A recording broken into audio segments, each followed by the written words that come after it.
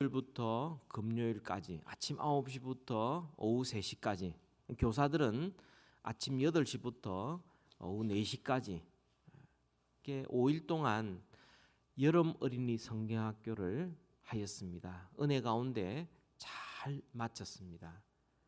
교사들 많이 수고했고, 특별히 보조교사들 약을 먹어가면서 이렇게 비타민과 에드빌을 먹어가면서 열심히 일했고, 부모들도 뒷바라지 한다고 참 수고가 많았습니다. 어린 생명들의 주께로 인도하기 위해서 그들에게 하나님의 말씀을 심기 위하여 얼마나 많이 노력했는지 모릅니다. 여러분 많이 격려해 주시기를 바랍니다. 오늘 예배 후에 광고 시간에 또 여러분 성경학교에 했던 모습을 동영상으로 보여드리고, 또 유년주일학교 학생들이 나와서 또 함께 찬양하는 시간도 우리 간단히 가지려고 합니다. 이 시간 하나님의 말씀을 우리가 대하면서 우리 성령님의 조명하심을 먼저 함께 기도하겠습니다. 다 같이 기도합니다. 모든 지혜의 근원이신 하나님 아버지, 이 시간 주의 말씀 듣기 원합니다. 이 설교를 통하여 하나님 친히 말씀하여 주옵소서. 성경을 기록하시고 보존하시고 또 각 나라 말로 번역하시고 깨닫게 하시는 성령님, 이 시간 조명하여 주시옵소서. 성경의 주인이신 예수 그리스도를 더 알게 하여 주시고, 더 사랑하게 하시고, 예수님을 따라가게 하시고 닮아가게 하여 주옵소서. 부족한 자를 말씀의 통로로만 사용하여 주옵시고, 우리 모두 옥토가 되어서 100배, 60배, 30배의 아름다운 열매를 맺게 하여 주옵소서. 예수님 이름으로 기도하옵나이다. 아멘. 기독교 신앙은 아무리 강조해도 지나치지 않습니다. 신앙이란 말 그대로 믿고 바란다는 겁니다. 하나님을 믿고 바라는 것, 이것은 우리 삶의 일부분이 아니라 삶의 가장 중요한 중심입니다. 하나님을 믿고 하나님을 바라는 것보다 더 중요한 것이 우리 인생에 뭐가 있습니까? 하나님을 믿고 바라는 이 신앙, 이것은 우리 삶의 모든 영역에 영향을 미쳐야지, 교회 올 때만, 주일에만 우리의 신앙이 필요한 것이 아니라 교회에서도 필요하고 가정에서도 필요하고 직장에서도 하나님을 믿고 하나님을 바라는 신앙이 필요하죠. 예배할 때도, 기도와 찬양할 때도 필요하지만, 예배를 마치고 나아가셔서 교제할 때도, 설거지할 때도, 청소할 때도, 부엌에서 요리할 때도 하나님을 믿는 바른 신앙이 필요합니다. 교회뿐만 아니라 직장에서도 하나님을 믿고 바라는 신앙이 있어야 우리는 바른 신앙생활을 할 수가 있는 것이죠. 여러분, 우상의 가장 중요한 특징 중에 하나가 특정한 장소와 특정한 시간에 제한받는다. 혹시 우리도 하나님을 이 건물에만 계시는 분으로, 예배할 때만 잠시 오셨다가 없어지는 분으로 그렇게 생각하고 있지 않습니까? 그건 잘못된 생각이에요. 예배할 때도 함께 하신 하나님, 가정에서 부부가 부모와 자식이, 직장에서 사람이 많을 때나 없을 때나 언제든지, 내 몸이 건강할 때도 또 내 몸이 아플 때도 하나님을 믿고 바라는 신앙, 우리에게 꼭 필요한 것입니다. 오늘은 특별히 이 신앙은 인간관계에서도 꼭 필요하다는 것을 같이 살펴보려고 합니다. 그래서 오늘 설교의 주제가 신앙은 인간관계에서도 나타납니다는 제목입니다. 신앙이 좋은 사람은 사람과의 관계도 좋습니다. 하나님과의 관계가 바른 사람은 사람들과의 관계도 바릅니다. 신앙은 좋은데 혹시 사람들과의 관계는 항상 갈등이 있고 문제의 연속이라면 과연 그 신앙이 바른 신앙인지 한번 반성해 볼 필요가 있는 것입니다. 여러분, 물론 이 세상에는 신앙이 없어도 인간관계를 아주 쉽게 잘 맺고 친구들이 많고 잘 어울리는 사람, 신앙이 없는 그런 사람들도 많이 있습니다. 제가 오늘 말씀드리는 것은 어떻게 하면 사람들을 쉽게 사귀고 또 사람들과의 좋은 관계를 유지하고 그렇게 살아갈 것인가를 가리키는 처세술에 대한 이야기가 아닙니다. 우정이 무엇인지 그걸 이야기하는 것도 아닙니다. 오늘 우리가 집중해야 될 것은 사람이 많고 적음, 친구가 많고 적고 친구 관계를 쉽게 맺고 어렵게 맺는 그런 문제를 이야기하는 것이 아닙니다. 오늘 우리가 집중해야 될 것은 하나님께서 우리 가까이에 두신 사람들과 우리가 어떤 관계를 맺고 있고 하나님의 방법으로 어떻게 이 관계를 유지하면서 풍성하게 가꾸어 가고 있는가. 하나님께서 관계를 맺게 해주신 사람들, 가까이는 가족들이죠. 좀 더 나아가면 우리 교회 교우들이죠. 친구들이죠. 불신자일지라도 하나님께서 우리와 만나게 해주신 사람들. 사회학자들의 이런 통계에 의하면 한 사람이 일생 동안 영향을 주고받는 관계는 최소한 2만 명이라고 말합니다. 2만 명과 관계를 주고받는 그런 관계를 말합니다. 오늘 제가 말씀에 이 집중하는 것은 바로 그 사람들이 가장 가까이 있는 사람들, 하나님께서 우리 주위에 두신 사람들, 그런 사람들과 어떻게 인간관계를 맺고 있느냐 하는 것이죠. 오늘 이 말씀을 듣고 순종함으로 우리는 우리 주위에는 정말 좋은 사람들만 많기를 원합니다. 그래서 그 사람들 때문에 감사하고 그 사람 때문에 우리 자신의 삶도 더욱더 풍성하고 아름답게 변하는 그런 귀한 은혜가 있기를 주님의 이름으로 축복합니다. 여러분, 이 말씀은 사무엘상의 말씀은 지금 계속해서 우리가 매일매일 경건의 시간을 통하여 살펴보는 매일 성경의 본문을 따라가다 보면 이것이 있습니다. 다윗이 골리앗을 이기는 사건, 우리가 2주 전에 영적 전쟁에 대한 말씀을 같이 살펴보았어요. 그렇게 이기고 나니까 사울 왕이 다윗을 부릅니다. 가까이 둡니다. 수금 타는 자로 삼았고 또 군대의 장관으로 삼았고 또 백성의 천부장으로 삼았습니다. 그런데 오늘 본문의 핵심은 이 다윗을 딱 중간에 두고 다윗을 좋아하는 사람, 다윗을 싫어하는 사람으로 나눠지고 있습니다.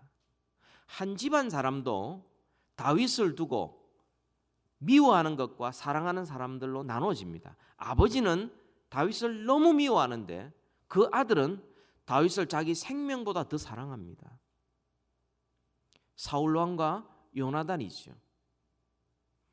여러분, 이 다윗을 두고 사랑하는 사람이 있는 반면에 미워하는 사람이 있다 하는 것은 우리가 좀 더 성경 전체의 내용의 흐름을 보면은 이 다윗은 다윗의 후손으로 오실 메시아 예수 그리스도의 그림자입니다.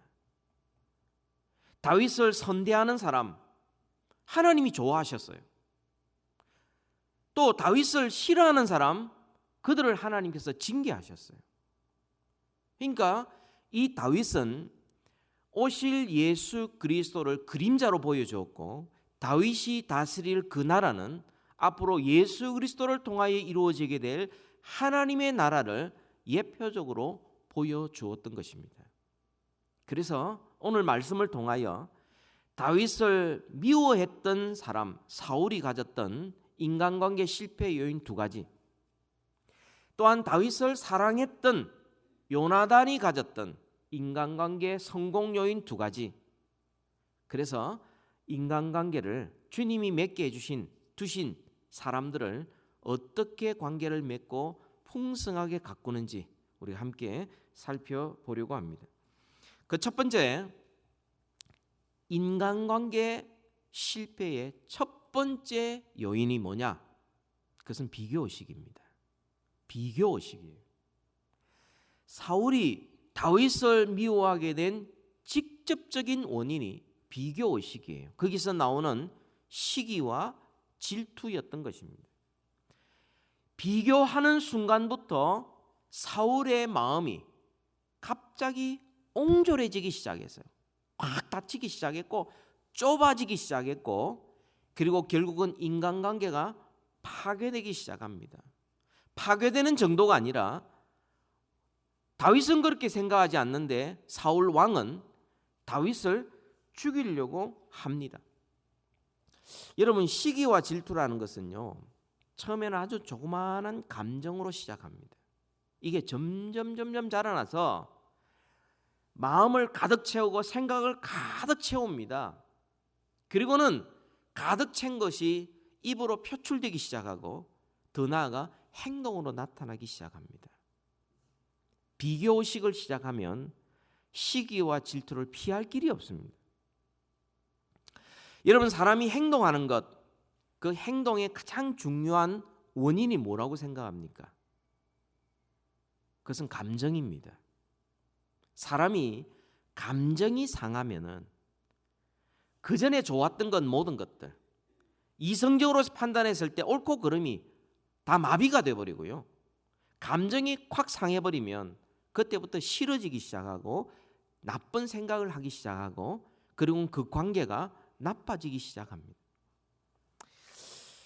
여러분, 인류 역사에 있어서 이 가장 사람들을 잘 동원시킨 선동가, 수천 명, 수만 명, 수십만 명, 수백만 명의 사람들을 막 움직였던 가장 유명한 사람 한 사람을 꼽으라면 나치의 선전대장 괴벨스라고 말할 수 있습니다.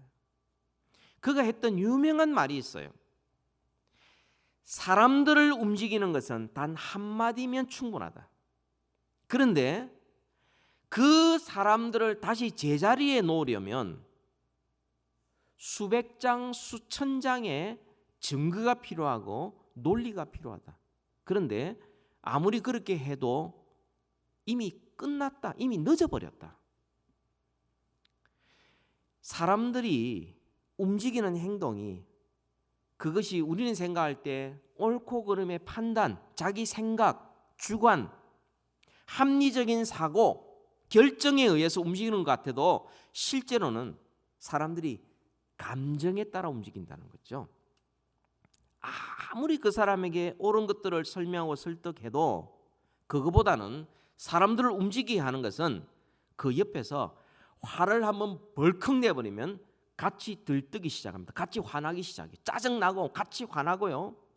막 그 앞에서 막 눈물을 한번 쭉 흘려버리면 그때부터는 옳고 그름이 필요 없어요. 무조건 그 사람은 내 편이고, 불쌍하고 약한 사람 동정하게 되고, 그래서 막 움직이기 시작하는 거죠. 그런 사람 일일이 찾아다니면서 수천 수만 명 사람들에게 그것이 그런 게 아니고 이것이 이렇다라고 이야기해도 이미 끝난 거죠. 이미 사람들의 마음은 그쪽으로 다 가버리고 이미 상황은 종료된 겁니다. 우리도 우리의 감정을 잘 제어하지 않으면 얼마든지 사울처럼 행동할 수가 있습니다. 감정이 좋은 감정이든 나쁜 감정이든 막 생겼을 때 우리는 그 즉시로 우리는 성경으로 돌아가야 합니다. 이게 하나님 앞에서 바른 것인가? 이게 내 좋은 것이 내 기분을 지금 살살 건드려 주는 것인가? 아니면 내가 가지고 있는 이 탐욕을 만족시키는 것인가? 아니면 이것이 정말 모든 사람을 유익하게 하고 하나님께 영광을 돌리는 것인가? 이걸 먼저 성경 앞에서 우리의 감정을 다시 한번 점검해야 돼요. 내가 막 기분 나쁘고 화가 나고 막 섭섭하고 이럴 때에 우리는 그것을 가지고 하나님 앞에 나아가야 합니다. 이게 진짜 잘못된 건가? 이게 정말 거짓인가? 아니면 내 자존심 상한 건가? 아니면 내가 숨기고자 한 게 들킨 것인가? 이런 것들을 하나님 앞에서 나의 자신이 감정이 조절되지 않으면 우리도 모르는 사이에 사울과 같아져 버려요. 여러분, 사울이 질투하고 시기를 했는데 언제부터 시작되었습니까? 어떻게 시작되었죠? 오늘 보면 7절 8절 보세요. 전쟁에 나아가 승리하고 돌아온 사울왕을 환영하면서 여인들이 노래를 부릅니다. 춤추면서, 그리고는 소고치고 경쇠를 가지고서 막 악기를 동원해서 막 분위기가 막 지금 굉장히 뜨거워지고 있습니다. 굉장히 기분 좋은 시간이죠. 근데 여인들이 노래하면서 사울을 죽인 자는 수천 명이고 다윗은 수만 명 죽였다. 그 노래를 딱 듣는 순간 사울 왕의 감정이 변하기 시작했습니다. 어떻게 변했죠? 8절 보세요. 그 말에 불쾌했어요. 일단 듣는 게 불쾌했어요. 불쾌. 근데 이게 가만히 있는 것이 아니라 이 불쾌한 감정이 점점 커지면서 심히 노했다고 그랬어요. 분노가 엄청나게 커지기 시작합니다. 그리고는 극단적인 생각을 합니다.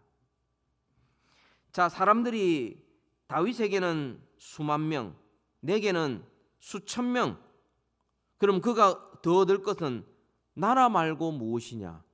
이런 극단적인 생각으로 막 가기 시작합니다. 사실 여인들이 노래할 때는 이 전쟁에서 사울이 한 게 뭡니까? 골리앗을 죽인 것도 다윗이었고 그 전세를 완전히 역전시킨 것도 다윗이었고 사울 왕은 사실 한 게 없어요. 그럼에도 불구하고 자기가 비교를 당하는 순간부터 불쾌해지기 시작하는 거죠. 불쾌해지는 순간부터 감정에 막 동요가 일어나 가지고는, 그리고는 감정이 막 커지면서 분노하기 시작한 거죠. 극단적인 생각을 하게 됩니다. 이 다윗이 이 나라를 노리고 내 자리를 노린다.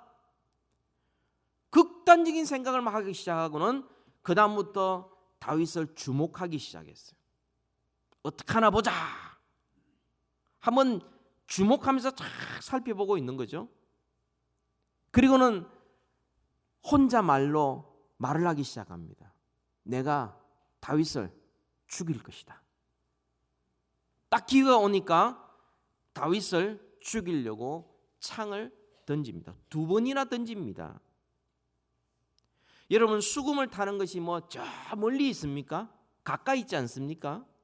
수금을 타고 있는 그 다윗을 사울이 죽이려고 창을 들고는 그 앞에서 2번이나.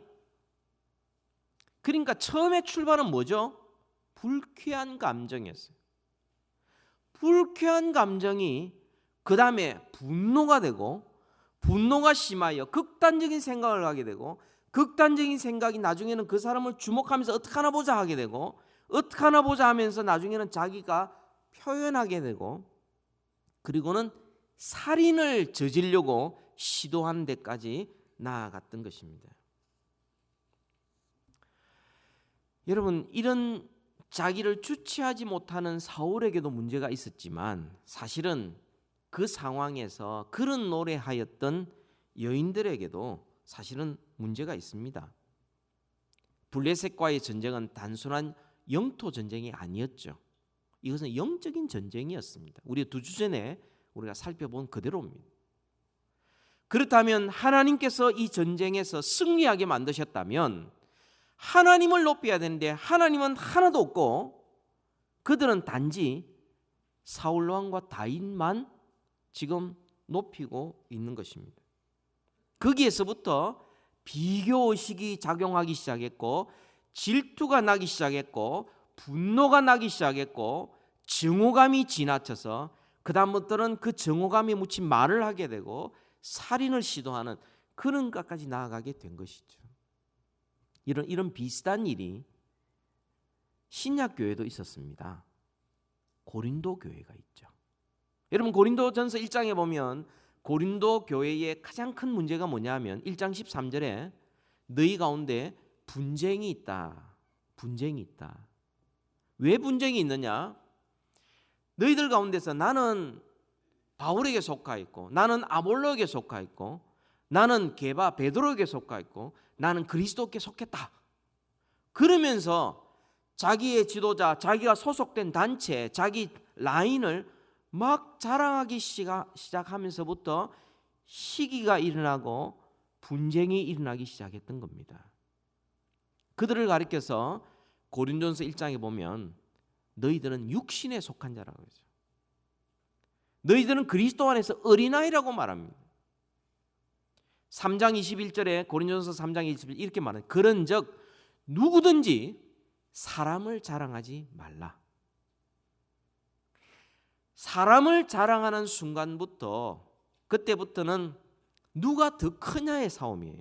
누가 더 잘났느냐, 누가 더 멋지냐, 누가 더 타고나냐, 비교가 되기 시작하고 거기에서 비교하는 순간 질투가 나기 시작하고 거기서 분쟁이 일어나기 시작하는 것입니다.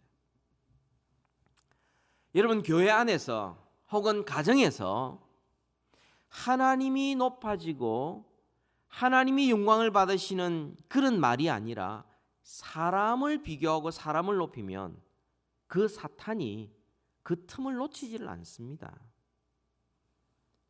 사람이 높아지면 그때부터 자랑하게 되고요. 자랑하는 순간부터 주위에 있는 모든 사람들이 그 사람을 부러워하는 동시에 그때부터 비교하면서 질투하기 시작합니다. 시기하기 시작합니다. 그 사람 참 좋습니다. 대단합니다. 엄청납니다. 멋집니다. 막 이렇게 이야기하면 옆에 있는 사람이 듣다가 이렇게 이야기를 합니다. 요즘 현대의학의 힘입니다. 이러면서 한마디 살짝 붙이죠. 시기에서 나오는 말들. 그러니까 그때부터 경쟁심이 작용하는 거죠. 대상이 아닌데도 불구하고 이상하게 비교당하면 그때부터는 마음이 불편해지기 시작하는 거죠. 불쾌한 데서부터 나중에는 미워하여 진짜 그 사람을 살인하는 데까지 갈 수 있다 하는 것이죠. 하나님이 높아지면 하나님께서 그 사람을 들어 사용하신 것에 대한 감사가 나오고요. 하나님이 높아지면 하나님이 우리 같은 사람도 쓰셨으니까 너무 하나님 앞에 감사하다. 오직 하나님 앞에 영광 돌리고 다른 사람을 쓰시면 하나님께서 그 사람을 쓰셨다는 사실 때문에 위로하게 되고 오히려 격려하게 되고 오히려 진심으로 칭찬하게 되고 그래서 하나 될 수가 있는 것이죠. 인간관계의 첫 번째 실패 요인은 비교의식이에요. 비교. 자식들을 남과 비교한다든지 부부간에 서로 비교한다든지 심지어는 교회가 교회끼리 비교한다든지 이런 모든 비교는 결코 하나님이 기뻐하지 않는 것입니다. 인간관계의 첫 번째 실패 요인 비교의식에서 나온 시기와 질투입니다. 두 번째, 인간관계의 두 번째 실패 요인은 사람을 두려워하는 것이었어요. 12절과 15절에 보면은 하나님께서 다윗과 함께 하십니다. 그래서 하나님의 지혜로 다윗이 모든 것을 행합니다. 그것을 본 사울 왕의 반응이 뭡니까? 다윗을 두려워했어요. 여러분 지금 사울이 두려워해야 될 분은 사실상 다윗이 아니었어요. 여러분 사울 왕이 두려워해야 될 분은 누구죠? 하나님이었어요. 근데 사울은 그걸 몰랐어요. 자기 문제가 뭔지도 몰랐어요. 진짜 문제는 하나님께서 다윗과 함께 하시는 게 문제가 아니었고요. 하나님이 자기와 함께 하지 않는 것이 진짜 문제였어요. 그걸 두려워해야죠.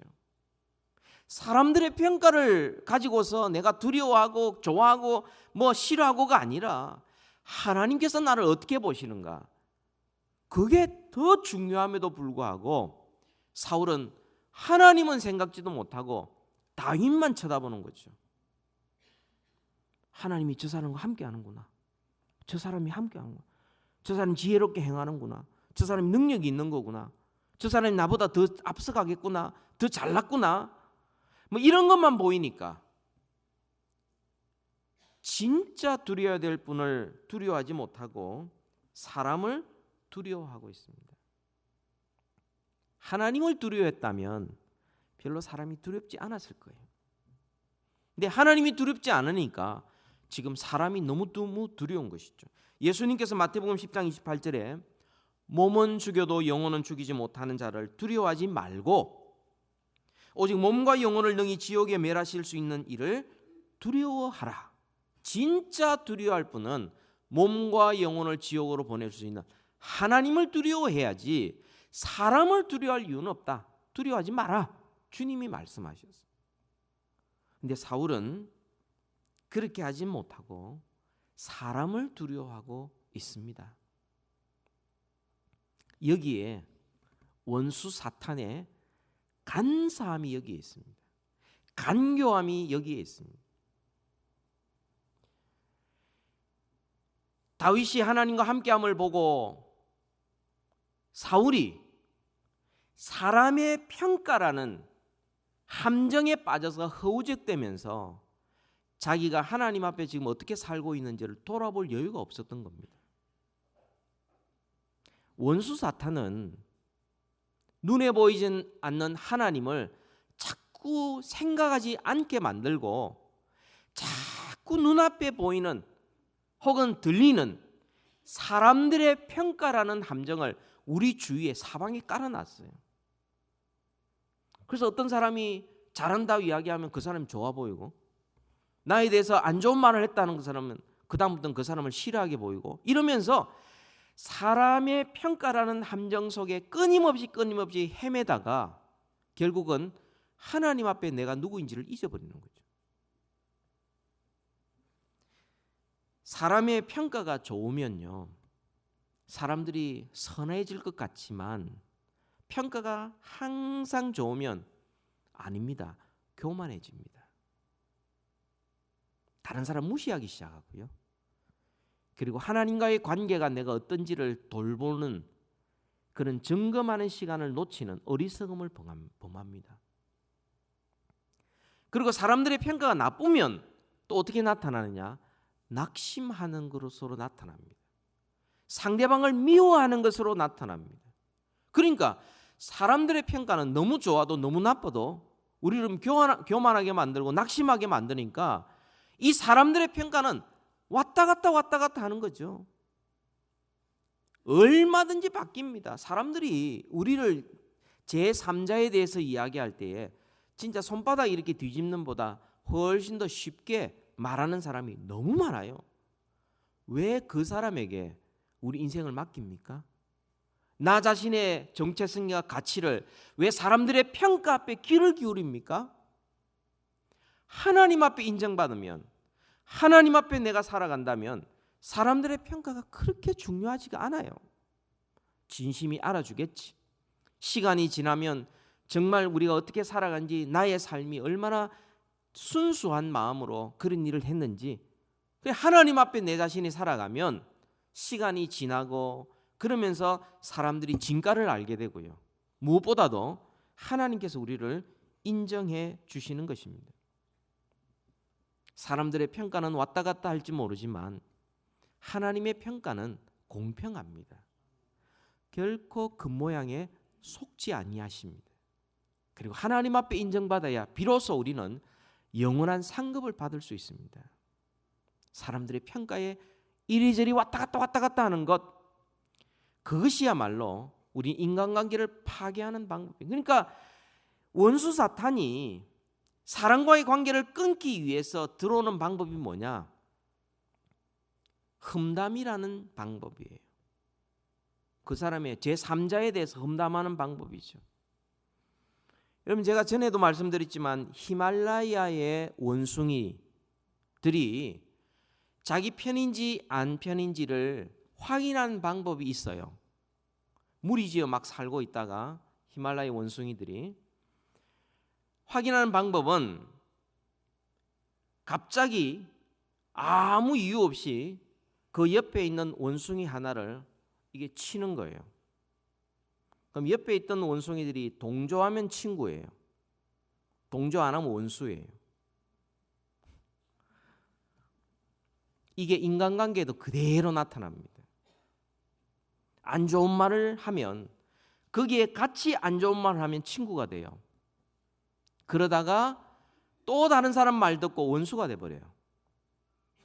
사람들의 평가는 왔다 갔다 올바르지도 않고 겉모습 보고 자기한테 좋게 말하면 다 좋고 안 좋게 말하면 누가 뭐라 해도 그 사람은 싫어. 이렇게 돼버려요. 하나님의 인정을 받는 것, 하나님 앞에 살아가는 것, 이것이야말로 인간관계를 맺고 유지하고 풍성하게 가꾸는 두 번째 방법이죠. 자, 이제 부정적인 것 두 가지를 말씀드렸습니다. 비교의식을 말아야 되고 사람들을 두려워하지 말아야 된다. 그렇다면 이제 요나단을 통해서 인간관계의 성공 요인 세 번째를 살펴보려고 합니다. 인간관계, 가까운 사람과의 관계를 우리가 풍성하게 가꾸기 위해서 우리가 가져야 될 그 요인은 바로 같은 신앙이에요. 같은 신앙. 하나님을 바라보는 같은 신앙입니다. 우리가 1절과 3절에 보면요. 우리 1절을 같이 한번 읽읍시다. 시작. 다윗이 사울에게 말하기를 마치매 요나단의 마음이 다윗의 마음과 하나가 되어 요나단이 그를 자기 생명같이 사랑하니라. 여러분, 요나단은 다윗의 존재를 몰랐어요. 서로 이렇게 만나서 이야기한 적도 없어요. 단지 사울 왕에게 다윗이 이야기를 하고 나오는 순간 이 요나단의 마음이 다윗의 마음과 하나가 된 겁니다. 골리앗을 이기고 난 다음 그리고 사울 왕에게 와서 한 말을 듣고는 그 즉시로 요나단과 다윗의 마음이 하나가 되었고요. 신앙이 같았기 때문입니다. 어떤 신앙이냐? 여러분, 제가 두 구절을 읽어 드릴 텐데 이게 누구의 말인지를 한번 맞춰 보십시오. 요나단 아니면 다윗입니다. 확률은 50%예요. 일단 이야기해보고 안 되면 옆으로 지나가면 돼요. 그럼 맞습니다. 누가 한 말인지 한번 들어보십시오. 전쟁은 여호와께 속한 것인즉 그가 너희를 우리 손에 붙이시리라. 누가 했죠? 두 번째, 여호와의 구원은 사람의 많고 적음에 달리지 아니하였느니라. 누가 한 말이죠? 감사합니다. 많이 정답을 말씀하셨어요. 여호와의 구원은 사람의 많고 적음에 달리지 아니하였느니라. 블레셋 사람이 쳐들어왔을 때 요나단이 그렇게 말하고 전쟁에 나섰습니다. 하나님이 승리를 주셨어요. 또 블레셋이 쳐들어왔을 때 전쟁은 여호와께 속한 것인즉 그가 너희를 우리 손에 붙이시리라. 다윗이 골리앗을 향하여 나아갈 때 했던 말이에요. 신앙이 똑같았어요. 전쟁은 여호와께 속한 것이다. 사람의 많고 적음에 달려있지 않다. 하나님이 함께 하시면 이 전쟁에 승리할 수 있다. 내가 하나님만 믿고 의지하며 나아간다. 하나님의 이름이 높아지는 바로 그 일을 위하여 내가 이 전쟁에 내가 나아간다. 요나단과 다윗의 신앙이 똑같은 신앙이었어요. 요나단의 일생에 이런 사람 만나본 적이 없어요. 그들의 신분의 차이가 어떠합니까? 한쪽은 왕자였고 한쪽은 목동이었어요. 한쪽은 배운 게 많고 한쪽은 배운 것도 없어요. 한쪽은 유명했지만 한쪽은 무명한 사람이에요. 이런 모든 신분의 차이, 지위의 차이, 교육의 차이 다 떠나서 신앙이 같은 순간 서로의 관계가 맺어지고 그 관계를 계속해서 유지할 수 있었던 것입니다. 신앙으로 하나 되니까 서로 이해하게 되고 그리고 그 하나님이 맺어주신 그 관계를 소중히 여길 수 있었던 것입니다. 신앙입니다. 제가 여러분에게 부탁하는 것이 우리 교회에서는 식당이나 모였을 때 가능하면 정치 이야기하지 마시라고 부탁을 드렸습니다. 어느 대통령이, 어느 국회의원이, 어느 당이 개인적으로는 그걸 평가를 해야 되고 투표를 해야 합니다. 그런데 그 정치 이야기만 나오는 순간 그때부터는 서로 견해 차이로 분열되기 시작합니다. 그 대통령 나는 안 좋아. 그 국회의원 내 마음에 안 들어. 그 당 우리가 밀어줘야 돼 하는 순간부터 분열되기 시작합니다.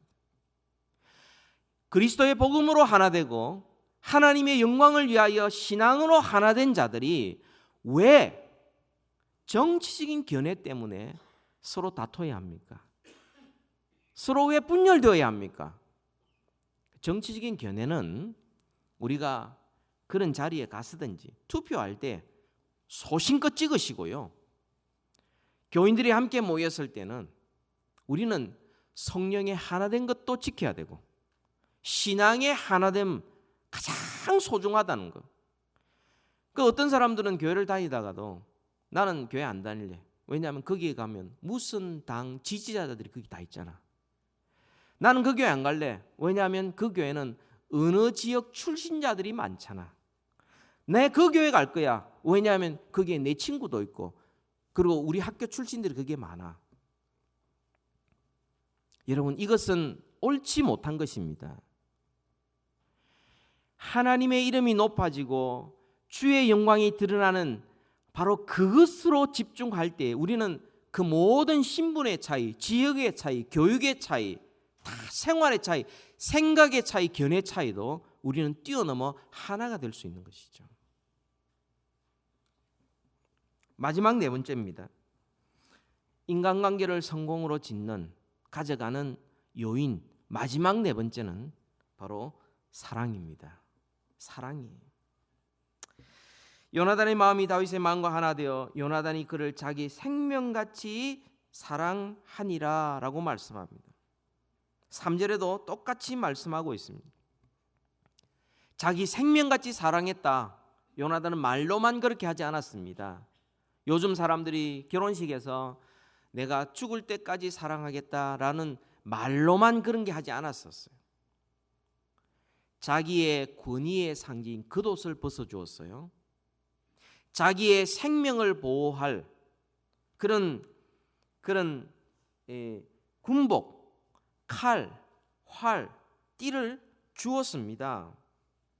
자기를 보호해 줄 수 있는 모든 것, 자기 생명같이 사랑하는 그 사람을 위해서, 친구를 위해서 그것을 주었습니다. 희생했습니다. 손해보지 아니하고 그 관계를 아름답게 가꾸는 것은 불가능한 것입니다. 요나단과 다윗은 그의 우정이, 그의 인간관계는 끊임없이 자기를 희생하고 그러면서 상대방의 유익을 먼저 구하면서 가져가는 그런 관계였습니다. 질투하지도 않았어요. 요나단이 자기 지위가 그것으로 끝이고 다윗이 왕이 된다는 사실을 알고는 시기하고 질투하지 않았습니다. 여러분, 사랑에 대한 가장 좋은 해설서가 고린도전서 13장인데요. 거기에 4절에 보면 사랑은 시기하지 않으며 사랑은 자랑하지 아니하며 라고 말합니다. 어려울 때 끝까지 함께 해주었어요. 붙들어 주었어요. 심지어 그 아버지가 다윗을 죽이라 그랬을 때 이 요나단이 나서서는 아버지, 다윗이 이 나라와 아버지를 위해서 한 일이 뭡니까? 그를 죽여서는 안 됩니다. 목숨 걸고 내어놓았을 때 나중에 아버지가 맹세한다. 내 다윗 죽이지 않겠다. 나중에는요, 도망 다니는 가운데 요나단이 숨겨도 주고 알려도 주고 힘든 가운데서 함께하면서 어려울 때까지 끝까지 함께해 주셨습니다. 우리가 찬양한 대로 온 세상 날 버려도 사람들은요, 이해관계, 나한테 이로우냐 해로우냐 요 두 가지 관점에서 사람들을 대합니다. 요나단은 그렇게 하지 않았어요. 상대방에 먼저 유익을 구했습니다. 고린도서 13장 5절 7절에 보면 사랑은 자기의 유익을 구하지 아니하며 성내지 아니하며 악한 것을 생각지 아니하며 불의를 기뻐하지 아니하며 진리와 함께 기뻐하고 모든 것을 참으며 모든 것을 믿으며 모든 것을 바라며 모든 것을 견디느니라. 여러분, 인간관계를 맺어가는 가장 첫 번째 요인이 비교 의식에서 자유로워합니다. 비교하지 말아야 됩니다. 있는 그대로 인정해 줘야 되고요. 그리고 사람을 두려워하지 말아야 합니다. 하나님을 두려워하는 가운데 사람들을 사랑해야지요. 그리고 오직 하나님의 영광만을 구하면서 그렇게 그 관계를 맺어가야 합니다. 같은 신앙으로 그 관계를 맺어가야 합니다. 또한 자기의 생명을 사랑하는 것처럼 참된 사랑으로 그 관계를 가꾸어 가야 합니다. 이런 우정을, 이런 사랑을 우리에게 보여주신 분이 예수님이십니다. 예수님께서 너희는 나의 친구라고 말씀하셨어요. 이제부터는 종이라 말고 너와 나는 이제 친구다, 그렇게 말씀하셨어요. 주님은 우리의 친구요, 우리도 주님의 친구요. 예수님께서 이 땅에 보여주신 것들은, 이 땅에 오셔서 하신 것은 우리를 비교하지 않으셨어요. 괜찮은 사람, 똑똑한 사람, 내 마음에 드는 사람 골라서 친구 삼지 아니하시고, 주님은 우리를 있는 그대로 독특한 존재로서 우리를 인정해 주셨습니다. 또한 예수님께서는 오직 하나님만 두려워하면서 사람을 두려워하지 않으셨어요. 하나님의 그 뜻을 묵묵히 걸어가시면서 주님은 끝까지 충성하셨습니다. 오직 하나님의 영광만을 드러내기 위하여 그 일생을 사셨습니다. 그리고 우리를 사랑하시되 끝까지 사랑하시고 십자가에서 피 흘려 죽으시기까지 우리를 사랑해 주셨습니다. 주님께서 우리에게 보여주신 그 사랑이에요. 주님께서 우리와 맺으신 그 관계, 이 관계를 말미암아 우리는 신앙을 갖게 되었어요. 하나님을 믿는 이 신앙은 인간관계에서도 나타나야 합니다. 힘들고 어려워도, 그 사람과의 관계가 힘들어도, 온 세상 날 버려도 주 예수 안 버려 끝까지 날 돌보시네. 예수님 우리의 친구가 되시고 또한 우리를 친구로 삼아 주셨습니다. 말씀을 맺으면서 여러분에게 몇 가지 부탁을 드리고 싶습니다. 가정에서나 교회에서나 우리는 오직 하나님만 높이십시다. 예수 그리스도만 자랑하십시다. 자식 자랑하고 싶지요. 좀 줄입시다. 자기 옷 자랑, 이봐라, 얼마나 싸게 샀니? 괜찮지? 이것도 좀 줄입시다. 과거에 자기가 얼마나 화려했던 거, 그거 자랑 줄이십시다. 자기의 지식 자랑한다고 자기가 아는 거 다 막 그런 것도 좀 줄이십시다. 그동안 하나님께서 우리를 인도해 오셨고 함께 해주시고 역사하신 그 하나님을 높이시고 하나님께 감사하십시다. 피부와 몸매 자랑 별로 없을 것 같은데요. 그것도 좀 줄입시다. 우리의 지위 자랑, 그것도 좀 줄이십시다. 우리가 자랑할 것 오직 하나님의 은혜만 자랑하고 예수 그리스도만 자랑하십시다. 또한 부탁드리고 싶은 것은 말을 조심하십시다. 특별히 비교하는 말 하지 않도록. 비교하는 말. 여러 사람이 있는데 한 사람만 계속 높이면 사람들이 그때부터 질투심이, 그 다음에 경쟁심이, 그리고 불쾌감이 막 일어나기 시작합니다. 칭찬할 때는 우리가 진심으로 칭찬하되 정말 어느 정도 것만 하고요. 자기가 좋아한다고 무조건 그 사람만 높이고 또 비교하고. 교육학자들이 하는 말이요, 아이들을 교육할 때에 절대 칭찬하면서 너는 똑똑하다, 너는 IQ가 높다, 이런 말 칭찬하지 말래요.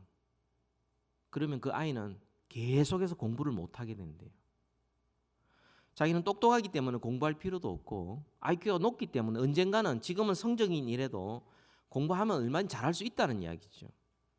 그렇게 말하지 말고 성적 좋은 성적 가져오면 하나님께서 너에게 은혜를 베풀어 주셨구나, 공부 잘할 수 있는 기회를 주셨구나, 더욱더 열심히 해서 하나님의 영광을 위하여 살아가라, 이렇게 칭찬해야지.